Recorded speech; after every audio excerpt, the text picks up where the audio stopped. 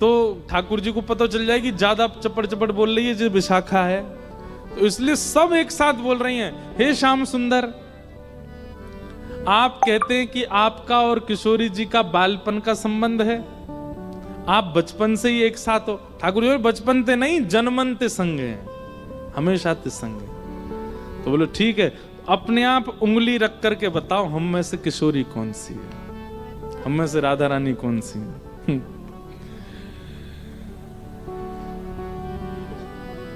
ठाकुर जी पहले तो देखते रहे, एक एक के पास जाकर के देखें, एक जैसा स्वरूप, एक जैसा स्वभाव, एक जैसी आंख, एक और महाराज कहां तक कहें, पलक भी एक संगी झपका रही है सबरी। ठाकुर जी को आज नानी याद आ गई अपने, बोले कि भैया कौन सी किशोरी जी। अच्छा एक बात, वास्तविक में तो ठाकुर जी को सब पता है, लेकिन अब लीला किशोर सखियां कर रही हैं, यही तो लीला है, यही तो निकुंज का आनंद है। तो ठाकुर जी भी उसमें ईश्वरत्व प्रकट नहीं होने देते, लीला है तो लीला ही चलने देंगे। वहां ठाकुर जी सहज ही ऐसे हो जाते हैं, ठीक है नहीं पता मुझे। एक एक के पास जाकर श्यामा जी, मैं आपको सौगंध खा के कह रहा हूं, आप जो कहोगे सो करूंगा। अब पता नहीं कौन सी सखी है सामने, उससे ही कह रहे हैं, एक बार बताए तो आप ही हो ना। सबके आगे जाके मनोहार करें, लेकिन ठाकुर जी नहीं पहचान पाए। ठाकुर जी बोले अब कहा करूं मैं, कैसे पहचानूं, कैसे ढूंढूं कौन सी है इनमें ते किशोरी जी। तभी ठाकुर जी बोले भैया सब सखीन के रूप एक से है सकें, आंख एक सी है सके, श्रृंगार एक सौ है सके, वस्त्र एक सौ है सके, पर स्वभाव किशोरी जी जैसा कोई को ना है सके। और बोले स्वभाव के लिए तो फिर मोकू कछुने चतुर काम करना पड़ेगा। ठाकुर जी बोले मैंने पहचान नहीं। सब सखी बोली कौन सी हैं? बोले रुक जाओ सिंहासन पर बैठ के बताऊंगा। दूर जाके बैठ गए और सिंहासन पर बैठ के कहा कह रहे हैं, वह देखो ठाड़ी युवतिन में, वह देखो ठाड़ी युवतिन में, नील बसन तन गोरी गोरी, नील बसन तन देखो वो खड़ी। सब सखी के कौन सी? सब पे उंगली कर रहे हैं, वो खड़ी वो खड़ी, दो वो खड़ी वो खड़ी। नील बसन तन गोरी, जाने नीले वस्त्र पहने और जाको तन गोरो। सब सखी बोली हम सबन के वस्त्र नीले हैं, हमारे सबन के तन गोरे हैं। नहीं नहीं नहीं नहीं, उनको रूप रंग कहा बता रहे है? बोले ये वही हैं। बोले कौन सी? अरे वही जो तुम सबन के बीच में खड़ी हैं। बोले कौन सी? बोले जाने। कहा बालापन में हम ही सिखायो, बालापन में हम ही सिखायो, मैं जब छोटो हतो तब इनने ही मोकू सिखायो। बोले कहा सिखायो? छल बल बहुविधि चोरी, हाँ छल बल बहुविधि चोरी। बोले अरे बालपन में इनने ही मोकू छल करनो, इनने ही मोकू हट करनो, और कहा बताऊं अलग अलग प्रकार की चोरी करनो मोकू इनने ही सिखायो। जैसे ही कही ठाकुर जी ने बालापन में इन्हें ही सिखायो छल बल बहुविधि चोरी, इतने में ही किशोरी जी सामने आके मैंने कब सिखायो तुमको? ठाकुर जी बोले ये रही हमारी श्यामा जी। ललता विशाखा सब सिर पकड़ के बैठ गई। बोले हे किशोरी जी कहा कियो? किशोरी जी घबरा गई। अरे अरे मुझे गलती है गई। बोले गलती का है गई? आपने तो 2 मिनट में आके कह दी कि मैं हूं किशोरी। हाँ, ठाकुर जी दौड़ करके गए, किशोरी जी को अंक में भर लियो। सब सकीन के नेत्र सजल है गए। कैसी भोली हमारी किशोरी जी, कैसी सीधी हमारी श्री लाडली जी। ऐसे सीधे हम हैं, ऐसा स्वभाव हमारो है, और हम भजते हैं राधे कृष्ण मिलेंगे हमें? उनके लायक हैं हम कहीं से भी? इनके गुण की ग्रथित मालूम है, इनके गुण की ग्रथित मालूम आजहू उरते ना छोड़ी, आजहू उरते ना छोड़ी। सूरदास प्रभु तिहरे मिलन को, सूरदास प्रभु तेरे मिलन को। जैसे पाट की डोरी, जैसे पात की डोरी। इनमें को वृषभानु किशोरी, इनमें को वृषभानु किशोर। बोल वृषभानु दुलारी की। ऐसी हमारी किशोरी जी हैं, ऐसी हमारी लाडली जी हैं। हम वह सरलता, सहजता, सौम्यता, प्रसन्नता की बिंदु भी नहीं है, हमें कैसे मिल जाएंगे ठाकुर जी? इसीलिए हमें आचार्यों की आवश्यकता, इसीलिए हमें गुरुओं की आवश्यकता, इसीलिए हमें कथाओं। गुरु बन गए, कथा सुन ली, आचार्य मिल गए, हो जाए कल्याण? नहीं, अपना परिवर्तन देखना पड़ेगा हमको कि हम परिवर्तित हो रहे हैं कि नहीं उनकी कृपा से।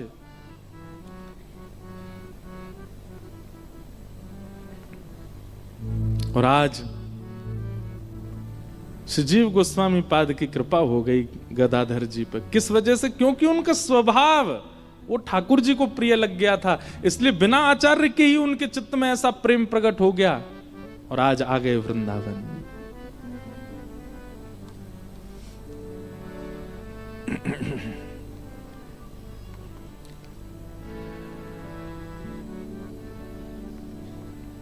मेरे मन में ना लागे कोई रंग, ओ मेरे मन में ना लागे कोई रंग। मेरे मन में ना लागे कोई रंग, मेरे मन में ना लागे कोई रंग। क्यों? ओ मैं तो रहूं रसिकन के संग, ओ मैं तो रहूं रसिकन के संग। ओ मैं तो रहूं रसिकन के संग, ओ मैं तो रहूं रसिकन के संग। बरसाना विरज रज धानी, बरसाना विरज रज धानी। बरसाना विरज रज धानी, बरसाना विरज रज धानी। ओ जहाँ विराज राधा रानी, जहाँ विराज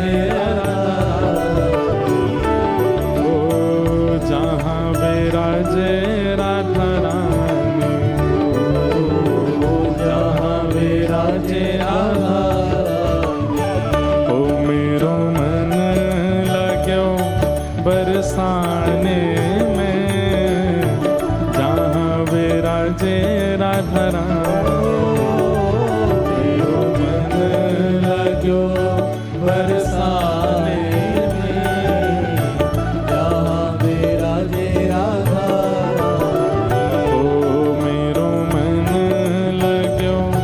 बरसाने में, जहाँ विराज राधा रानी।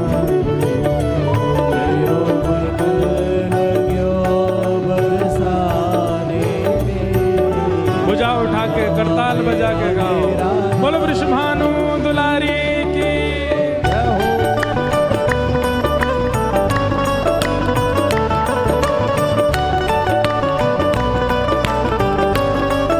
वृषभानु के जमाई की जय। ऐसी बोलो कि द्वारिका तक आवाज जाए, बोलो वृषभानु के जमाई की।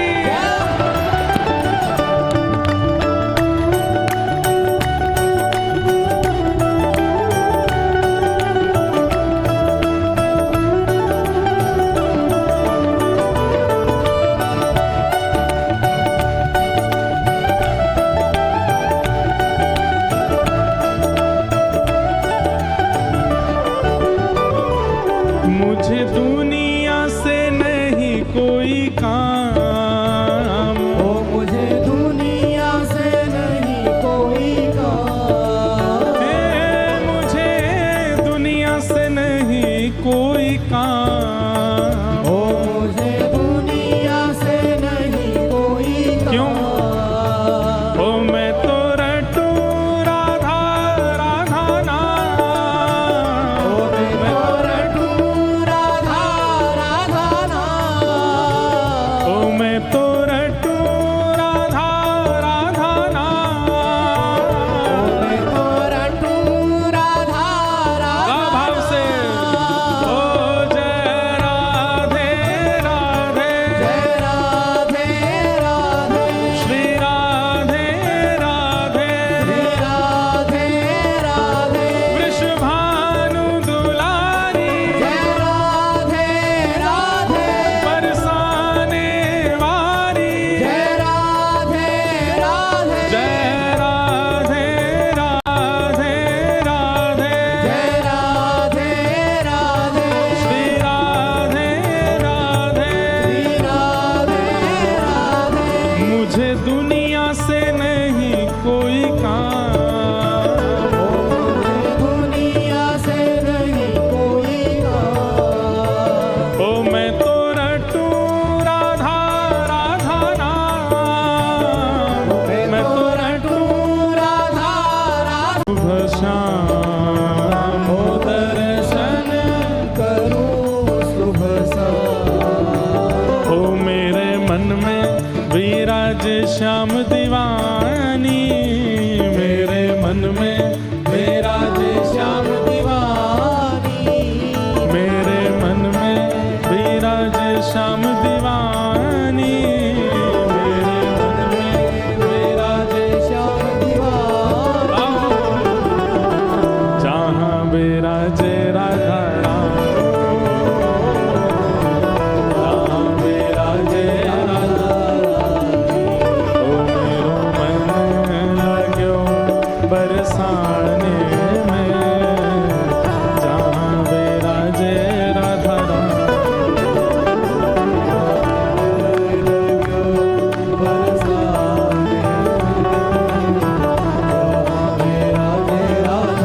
श्री राधा रमण लाल की।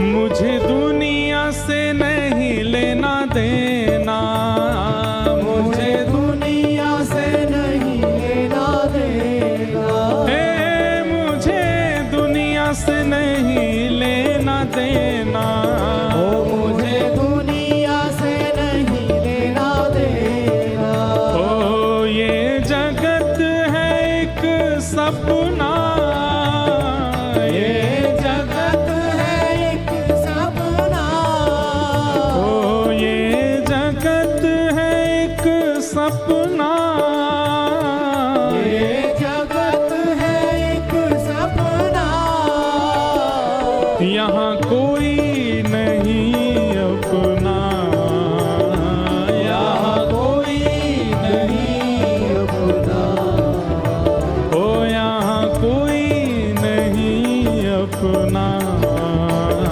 यहाँ कोई नहीं और ये बात तो गर्जना करके बोलनी चाहिए, भुजा उठा करके बोलनी चाहिए। उठाओ भुजा। ओ मेरी अपनी वृषभानु दुलारी, मेरी अपनी वृषभानु दुलारी,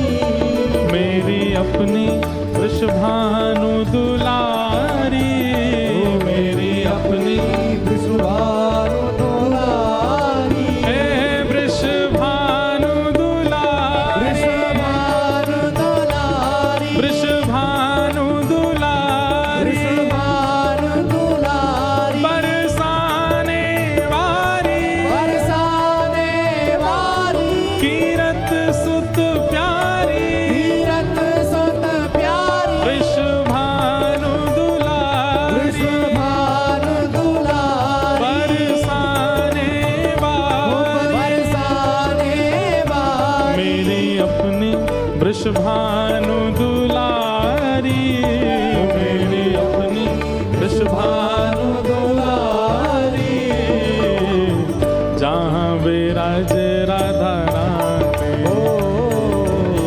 जहाँ विराजे राधा रानी। ओ मेरो मन लगो बरसाने में, जहाँ विराजे राधा रानी, मेरो मन लग्यो बरसाने में, जहाँ विराजे राधा रानी। हे वृंदावन में राधे राधे, वृंदावन में राधे राधे, गोवर्धन में राधे राधे, नंदगांव में राधे राधे, गोकुल जी में राधे राधे, गोकुल जी में राधे राधे, सब मिल गावे राधे राधे, बरसाने में राधे राधे, जतीपुरा में राधे राधे, कामवन में राधे राधे, जय राधे राधे, राधे राधे, सब निधिवन बोले, राधे राधे, सब भाव से बोले, राधे राधे, सेवा कुंज में राधे राधे, बाके बिहारी राधे राधे, राधा रमणा, राधे राधे, राधा वल्लभ, राधे राधे, मदन मोहन जी, राधे राधे, गोपीनाथ जी, राधे राधे, गोवर्धन जी, राधे राधे, गोविंद देव जी, राधे राधे, जुगल बिहारी, राधे राधे, राधे राधे, राधे राधे, जय राधे राधे, राधे राधे, गांधी धाम में, राधे राधे, गांधी धाम में, राधे राधे, द्वारिका में, राधे राधे, द्वारिका में, राधे राधे, डाकोर में, राधे राधे, सब मिल गावे राधे राधे, नारायण सरोवर, राधे राधे, गांधी धाम में, राधे राधे, जय राधे राधे, राधे राधे, जय राधे राधे, राधे राधे, जय राधे राधे, राधे राधे, जय राधे राधे, राधे राधे, जय राधे राधे, राधे राधे, जय राधे राधे, राधे राधे, जय राधे राधे, राधे राधे, जय राधे राधे, जय राधे राधे, जय राधे राधे,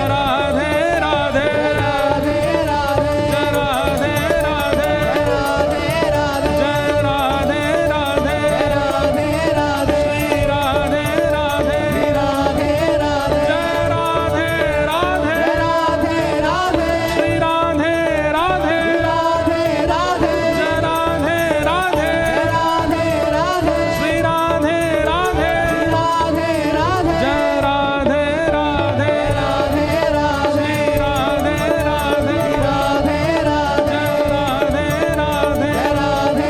श्री राधे राधे, जय राधे राधे, श्री राधे राधे, जय जय श्री राम, जय जय श्री राम, जय जय श्री राम।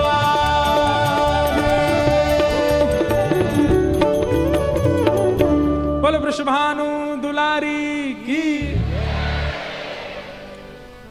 क्यों करते हैं हम राधे राधे कीर्तन, और ये सब भजन कीर्तन का आवश्यकता क्यों है? ये नृत्य करने के लिए, गाने के लिए, ताल बजाने के लिए तो ठीक है, पर मूल रूप से हम में जिनका हम कीर्तन करें उन जैसा स्वभाव चित्त में आ जाए, उन जैसा गुण चित्त में आ जाए, इसलिए कीर्तन है। ऐसी हमारी किशोरी जी भोली हैं, सीधी हैं, सरल हैं, सहज हैं, और सब सखियां बचाती रहती हैं। ठाकुर जी फिर भी अपनी चतुराई से, अपनी लीलाओं से किशोरी जी के, अच्छा इससे करते क्या है ठाकुर जी? कोई किशोरी जी का, बल्कि हम सब के बीच इन लीलाओं के द्वारा ठाकुर जी प्रकट कर रहे हैं कि कैसी किशोरी जी भोली हैं और आप कितने निष्ठुर होकर उनको पाना चाहते हो, कैसे पाओगे? उनके लिए तो वैसा ही सरल बनना पड़ेगा, सहज बनना पड़ेगा। हम लोग बहुत कठोर हृदय वाले हैं बंधुओं, हम कैसे पाएंगे उनको? इसलिए ये लीलाएं गवा रहे हैं ठाकुर जी आचार्यों के मुख से कि इन लीलाओं को सुन के आपके चिंतन में ये भाव आवे कि इतनी सरल सहज और ऐसे स्वभाव वाली हमें कैसे मिलेंगी। आज गदाधर पंडित पर कृपा हुई और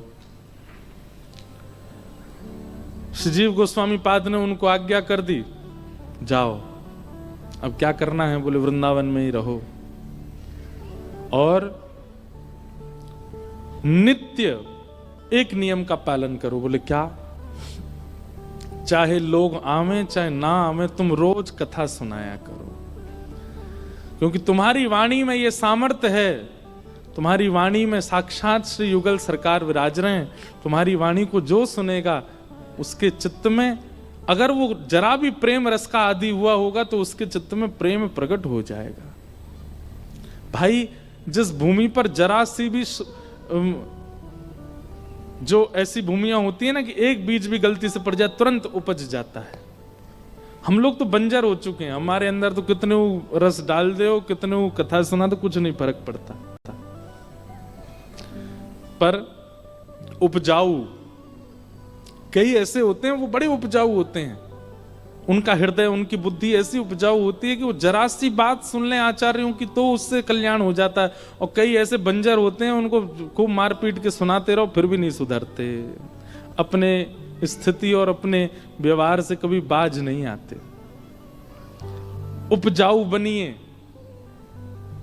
आचार्य कहें और तुरंत वो क्रिया हो जाए।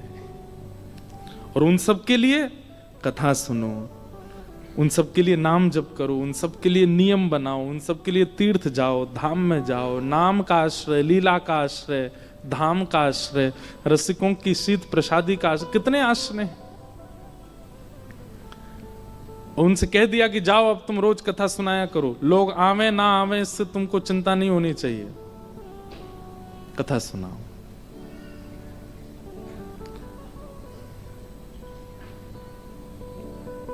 हम जब पहले कथा नहीं करने लग गए थे तो इतनी भीड़ नहीं होती थी। पहले गांधी धाम जब आए थे तब चिंता होती थी लोग आवेंगे कैसे अब चिंता होती समावेंगे कैसे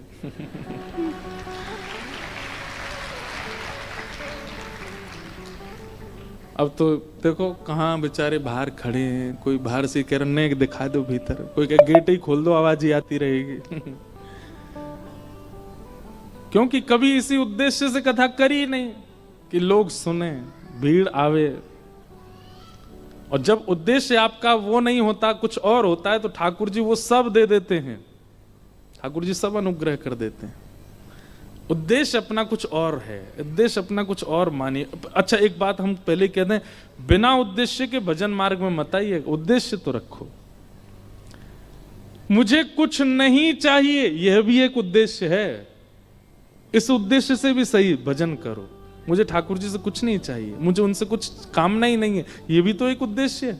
इसी उद्देश्य का नित्य चिंतन करके नाम जप करो। उद्देश्य तो होना चाहिए, पर वो संसार के इच्छाओं की पूर्ति वाला नहीं होना चाहिए बस।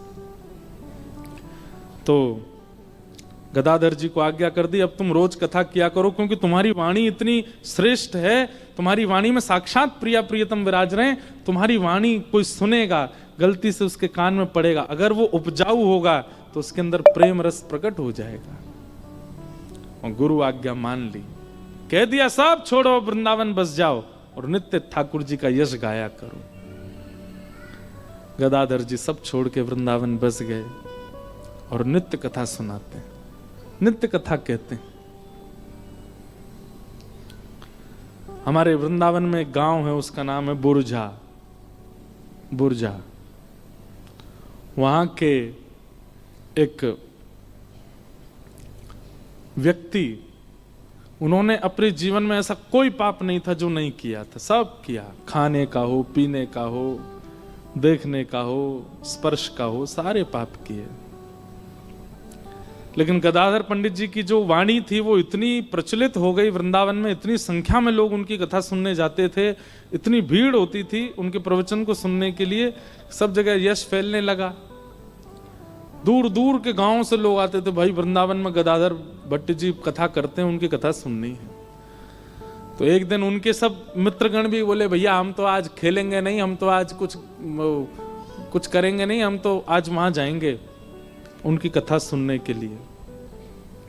तो उसने कहा, बोले तुम लोग यार आजकल जो हम लोग यहाँ बैठक होती थी हमारी पीपल के पेड़ के नीचे, कुछ पीते थे, कुछ खाते थे, थोड़ा हास उपास करते थे, आजकल बैठते नहीं हो, सब लोग जाते हो, ऐसा क्या है उनकी कथा में? बोले तू भी चल एक बार सुन के आ। तो मन चले, बिल्कुल विषय वासनाओं में युक्त पहुंच गए कथा में, पीछे जाके बैठ गए, परखिया भाव से गए थे, परखने गए थे। जैसे ही पहुंचे, श्री गदाधर भट्ट जी के मुख से प्रेम रस की चर्चा चल रही थी, और वो सुनते सुनते वो देख तो रहे थे गदाधर जी को, देख तो रहे थे मंच को, लेकिन देखते ही देखते व्यास अंतर्ध्यान हो गए, व्यासपीठ अंतर्ध्यान हो गए, साक्षात लीला प्रकट होने लगी। उनको दिखने लगा कि श्याम सुंदर वो खड़े हैं, ये जो गदाधर जी बोल रहे हैं वो प्रत्यक्ष उनको दिखने लगा सन्मुख। अब तो ऐसा चस्का लगा उनको कथा का, अब तो वो नित्य जाने लगे, और नित्य जाते जाते स्थिति ऐसी कि अपने सारे विषय भोग सब छोड़ छाड़ दिए, रोज जाते और कथा श्रवण करते। अब तो सबसे आगे बैठने लगे, कथा सुन के कोने में बैठ जाते आगे, और नेत्र बंद करके बैठते, पूरी कथा श्रवण करने के बाद ही उठते। ऐसा उनका समर्पण हो गया।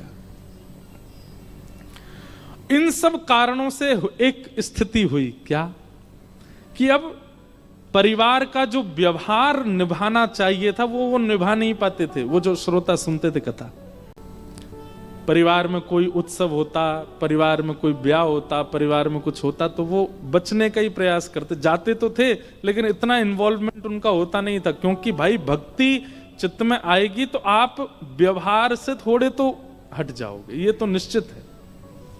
इसलिए जिसको व्यवहार करना हो या व्यवहार प्रिय हो, भक्ति मार्ग में ना आवे, क्योंकि भक्ति मार्ग छूट जाएगा या फिर व्यवहार छूट जाए, कोई एक ही रह पाएगा, दोनों नहीं निभ सकते। हाँ, ये होगा कि आप स्वभाव से विचार से भक्ति मार्ग के हो, व्यवहार में फिर आप नाटक ही करोगे, व्यवहार में फिर आपका नाट्य चलेगा। बोलनी तो नहीं चाहिए, पर हमारा भी ऐसा ही स्वरूप हो गया है। अब वैसे तो घर जा नहीं पाते 2-2 महीना तक, लेकिन अब जब जाते हैं और घर के संबंधियों में कुछ कहीं आना जाना होता है ना, तो फिर वो बहुत व्यवहार ही चलता है, नाटक ही चलता है, क्योंकि हृदय से तो वो निकलता नहीं, तो फिर वो रहने के लिए संसार में थोड़ा नाटक करना पड़ता है। ब्याह में नाचना भी पड़ता है घोड़ी के आगे, वाह, दुल्हा की बलैया भी लेन पड़ती है। मन तो होता है कि लग ना रो ने को बढ़िया सो, लेकिन कहा कर लेनी तो पड़ेगी। और जिन जिन के ब्याह निकले होंगे पिछले साल, वो सुन रहे होंगे तो कहेंगे अच्छा दारी को यूं,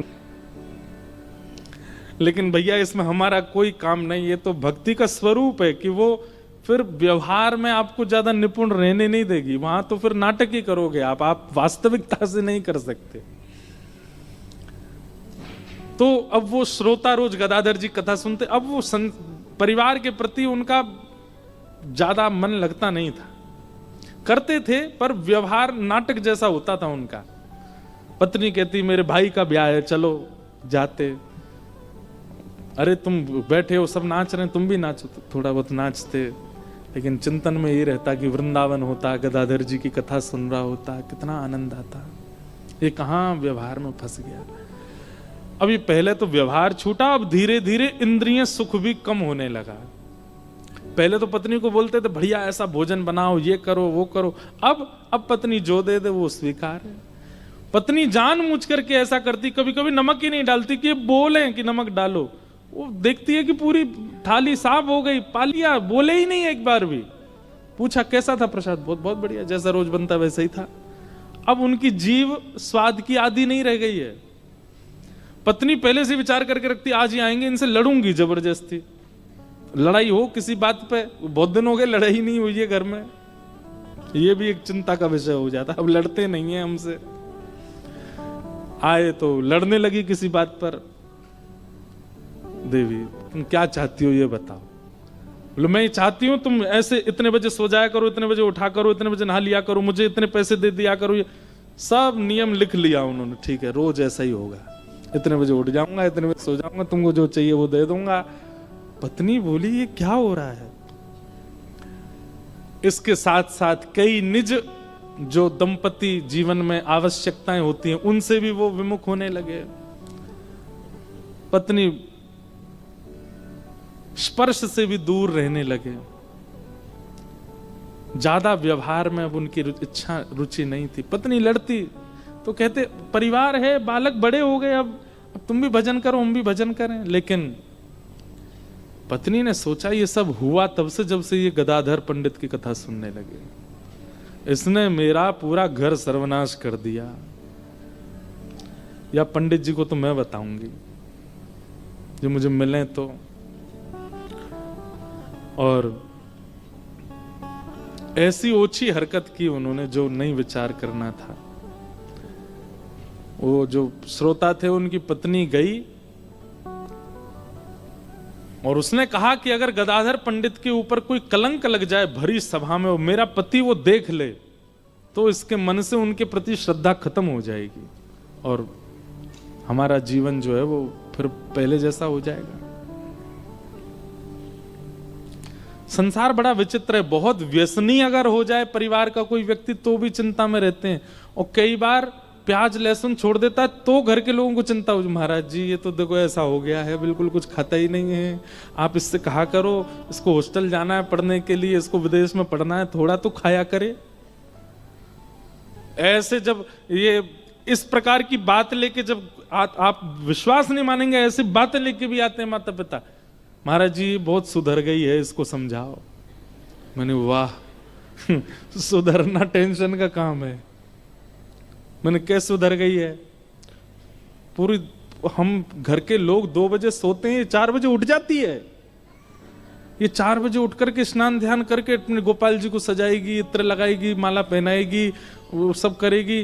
पूरे घर का रसोई में भोजन बनता है, इसका अलग से स्टोव रखा वहां बनाती है, अपना बिना प्याज लहसुन का खाती है। घर में रिश्तेदार आते हैं, नातेदार आते हैं, मित्रगण सब कहते हैं ये क्या चल रहा है, किस किस को उत्तर दें हम। मैंने कहा वाह, मैंने कहा रात में पी के नाली में पड़ी होती, मैंने कहा तब उत्तर देना आपको भारी नहीं पड़ता। सुबह उठ करके ठाकुर जी की सेवा कर रही तो इसमें उत्तर देना आपके लिए भारी पड़ रहा है। यही तो कलिकाल है।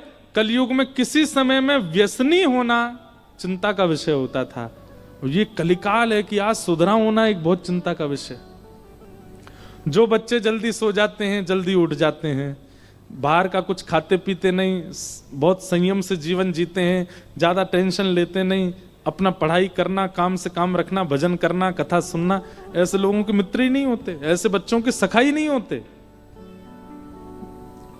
कॉलेज में, यूनिवर्सिटी में अगर बच्चा पहले ही बोल दे, हॉस्टल में रहने वाला, मैं तो बच्चे आते रहते हैं ना इसलिए मुझे पता है, अगर वो पहले ही बोलते मैं तो भैया सुबह 4 बजे उठ जाऊंगा, उस बच्चे के साथ रूम शेयर नहीं करते लोग। ये 4 बजे उठ जाएगा, हम क्या करेंगे फिर, तो नहीं पीता। तो सुन एक काम कर, पिताजी से कह के दूसरे सेक्शन में एडमिशन करवा अपना, हमारे संग मत रहे। भाई तेरे संग कैसे रहेंगे हम, ऐसा हो गया है स्वरूप। ये कलयुग नहीं है तो क्या है कि आज सुधरा हुआ होना एक शाप के समान है। श्रोता की पत्नी गई, बोले क्या करूं, ये पंडित जी पर कलंक लगे भरी सभा में, और मेरा पति देख ले। तभी उन्होंने एक मार्ग में कोई भिक्षा मांगने वाली, भीख मांगने वाली एक महिला बैठी थी, उसके पास गए। बोले तेरे घर में कौन कौन है? बोले पति है। पति क्या करते हैं? वो कुछ नहीं करते, पड़े रहते हैं घर में, पीते हैं, खाते हैं। मैं भीख मांगती हूँ, जो मिल जाता उससे घर चलाती हूँ। बालक बच्चे तेरे? एक बेटा है, गर्भवती हूँ, एक होने वाला है। वो जरूरत होगी पैसों की, बहुत जरूरत है, मैं क्या करूं? बोले गर्भ में तेरे बालक है, ये भी जन्म लेगा और एक सदस्य बढ़ जाएगा, घर में कैसे खाओगे तुम लोग? बोले बहुत चिंता होती, कभी कभी तो मन होता प्राण त्याग दूं। तो महिला बोली मैं तुझे अगर कुछ धन दे दूं तो मेरा एक काम करेगी? बोले क्या काम? वो लोग गदाधर पंडित कथा करते हैं। बोले हाँ, वो तो बड़े प्रसिद्ध हैं, उनका बहुत नाम है वृंदावन में। बोले उनकी कथा के बीच में जाके तुझे हल्ला करना है और ये कहना है कि तेरे गर्भ में जो बालक है वो उनका है, उनके ऊपर कलंक लगाना, और इसके बदले में तुझे इतना धन दूंगी कि तेरे घर में सब आनंद होगा। मरता क्या नहीं करता। व्यक्ति के ऊपर जब मृत्यु मंडराती है तो वो सब करने पे आदी हो जाता है। उसकी उस दुर्बलता का दुरुपयोग किया एक महात्मा के ऊपर, एक संत के ऊपर, एक वैष्णव के ऊपर।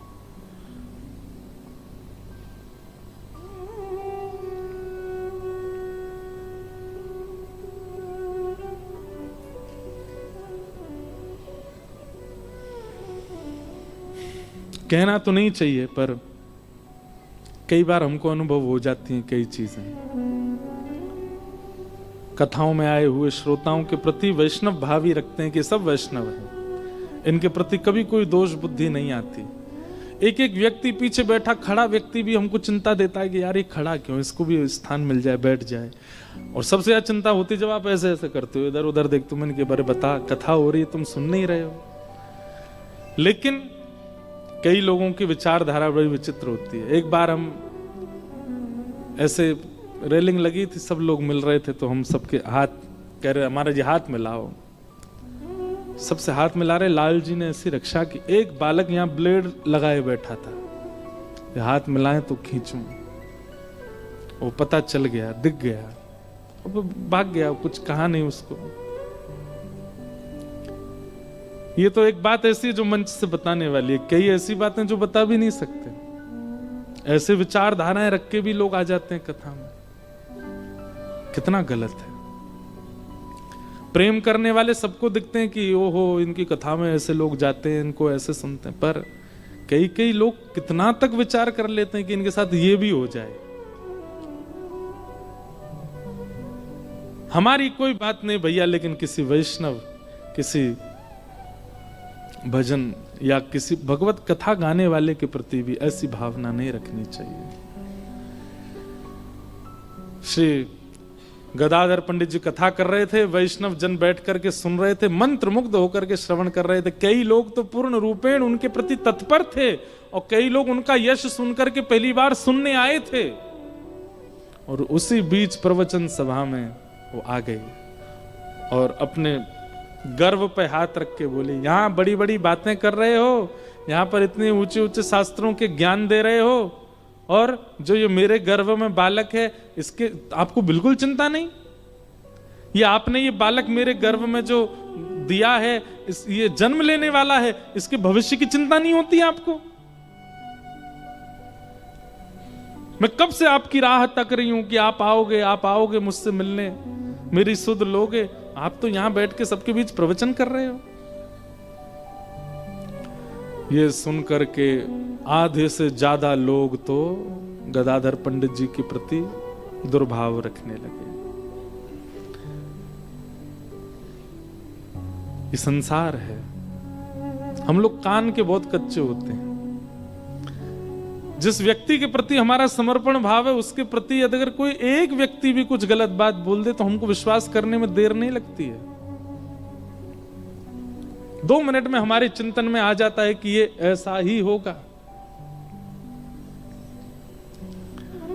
आधे से ज्यादा लोग तो वहां से राम राम राम राम कह के जाने लगे, लेकिन कुछ लोग थे जो बहुत दिनों से सत्संग कर रहे थे, उनको विश्वास था कि नहीं ऐसा हो नहीं सकता। ये गदाधर पंडित जी, हम इनकी वाणी से हमारे चित्त में कृष्ण आए हैं, इनकी वजह से हमको वृंदावन मिला है, इनकी वजह से हमको श्यामा श्याम का अनुभव हुआ है, ये ऐसा नहीं कर सकते।